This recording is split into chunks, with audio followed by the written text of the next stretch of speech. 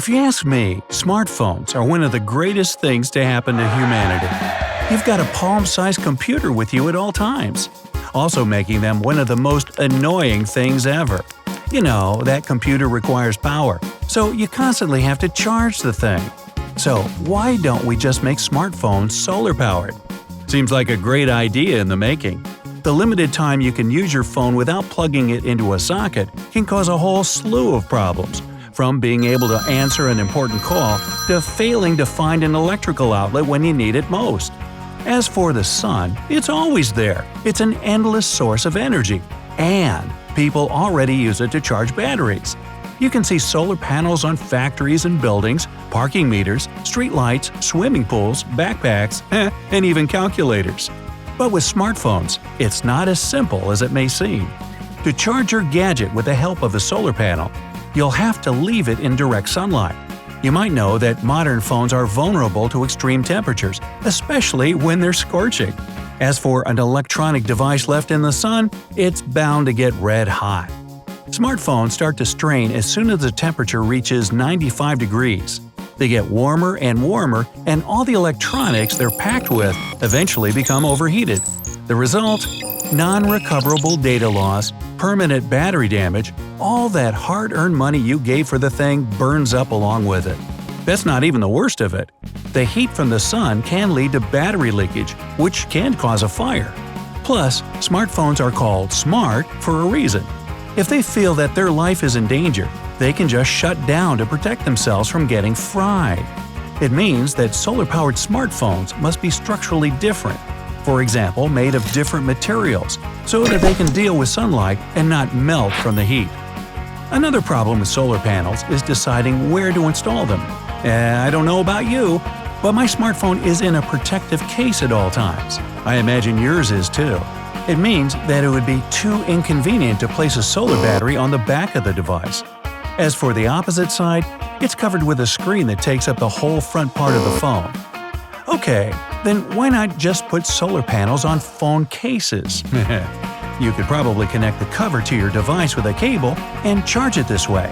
But then again, where do you keep your smartphone throughout the day? Mine's always in my pocket, and no sunlight gets there.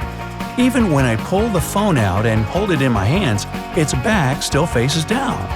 It means that if the device was equipped with a solar panel, it would also face the ground, not the sky. Well, I've already mentioned solar-powered calculators.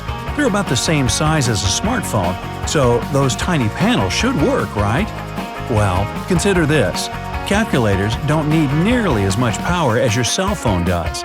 They don't transmit tons of data, take pictures and videos, or make calls.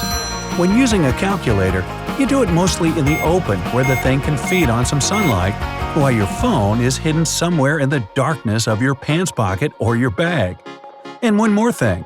Let's compare a calculator's tiny and simple LCD display and a smartphone's large, bright, colorful one. The amount of energy the devices need to make their screens work is worlds apart. By the way, the most powerful calculators don't use solar panels.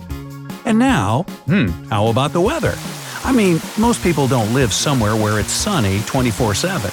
The ideal conditions for charging your solar-powered phone would be a clear sky and bright sun shining directly on the panel. But it's often overcast, it may rain, could be foggy, and indoor artificial light isn't suitable for charging solar batteries. It means that your beloved gadget wouldn't get a stable charge, which puts you right back at square one. Your battery's low at an incredibly inconvenient time. Still, lots of manufacturers are looking for ways to make solar batteries work for cell phones. Not many people know about it or even remember them. But there used to be smartphones powered by the sun.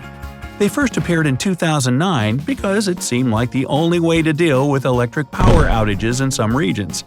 At that time, if you solar charged your phone for 1 hour, you could then use this energy to call someone and talk for about 5 to 10 minutes. Doesn't sound like the epitome of efficiency, but you gotta hand it to them for the innovation. It was the very first phone of its kind. Some more advanced phones equipped with solar panels came out later on.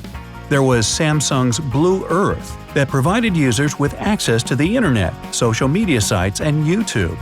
These smartphones had Wi-Fi, 3G, and GPS. But their main problem was that the solar panels didn't actually charge the phone, they just kept the battery topped off.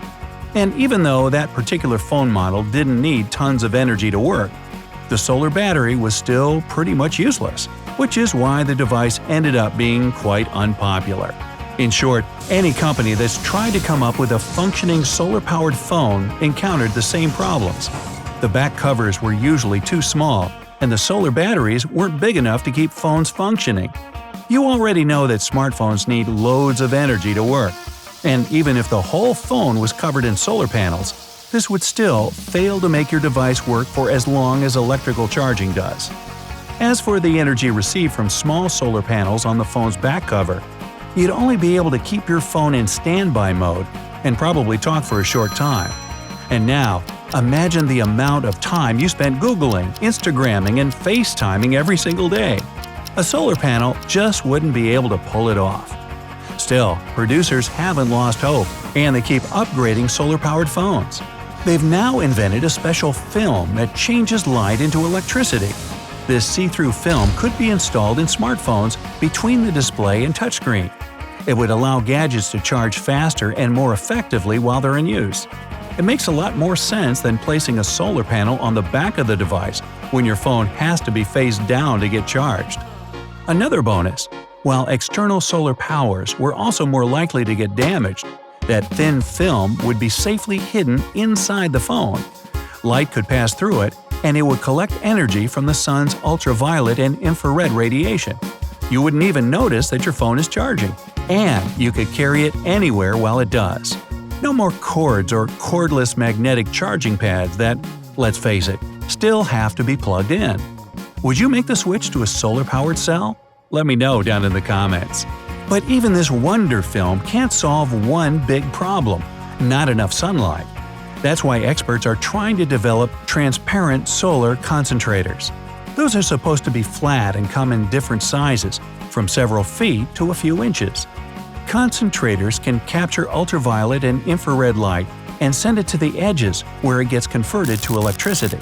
Another idea is to create a separate solar sheet you could roll out and charge. Then, when the battery's full, you could connect it to your phone to charge the device. But even if these technologies succeed, let's not forget about human nature.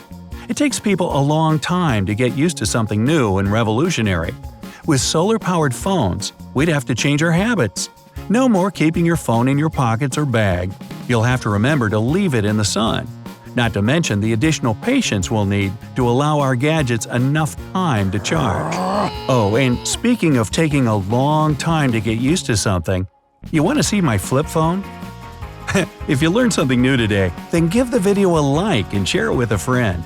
And here are some other cool videos I think you'll enjoy. Just click to the left or right, and remember, stay on the bright side of life.